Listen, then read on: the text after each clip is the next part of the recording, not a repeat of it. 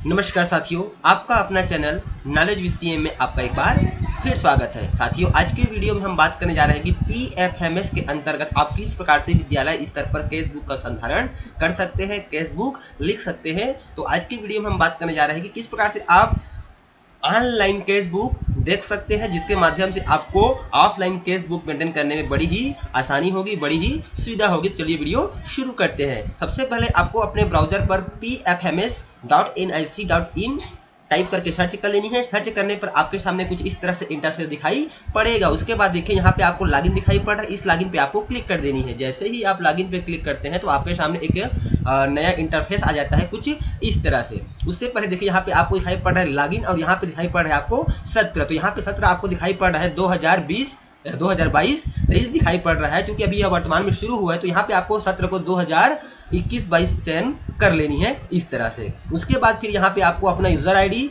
और यहाँ पे आपको अपना पासवर्ड टाइप करके एंटर कर लेनी है। तो यहाँ पे चलिए हम मेकर के यूजर आईडी और पासवर्ड से लॉगिन कर लेते हैं।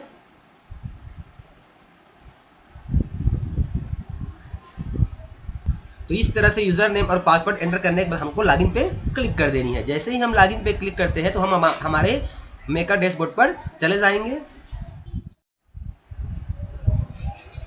तो जैसे ही हम अपने मेकर की यूजर आईडी और पासवर्ड से लॉगिन करते हैं तो हमारे सामने कुछ इस तरह से इंटरफेस दिखाई पड़ जाता है। उसके बाद देखिए यहाँ पे आपको लेफ्ट साइड में बहुत से मेनू बार दिखाई पड़ेंगे। तो यहाँ पे आपको रिपोर्ट पे जाना है।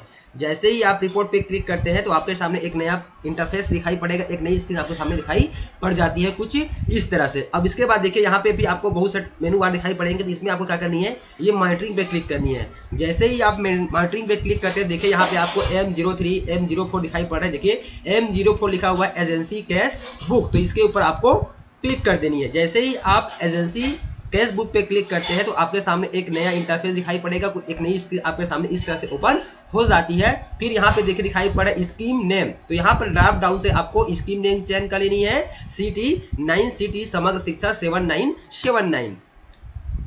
उसके बाद आपको स्टेटस पे ऑल रहने देना है। ट्रांजेक्शन टाइप भी आपका ऑल रहेगा, डेट भी आपका ऑल, जो जहाँ पे आपको डेट दिखाई पड़ेगा वो आपका यहाँ पर सेम रहेगा। चाहे तो यहाँ पे आप फिगर में एक्चुअल, 1000, लाख ये भी आप दे सकते हैं। तो यहाँ पे आपका एक्चुअल रहेगा।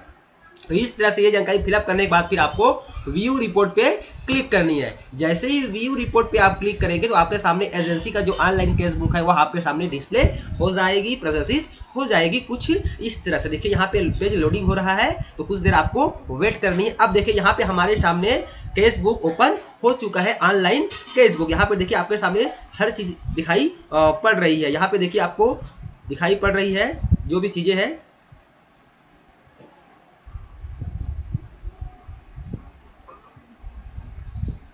तो यहाँ पे देखिए आपको दिखाई पड़ रहा है एजेंसी का नेम आपको दिखाई पड़ रहा है, स्कीम दिखाई पड़ रहा है, ट्रांजेक्शन टाइप दिखाई पड़ रहा है, डेट दिखाई पड़ रहा है और फिगर दिखाई पड़ रहा है आपको एक्चुअल।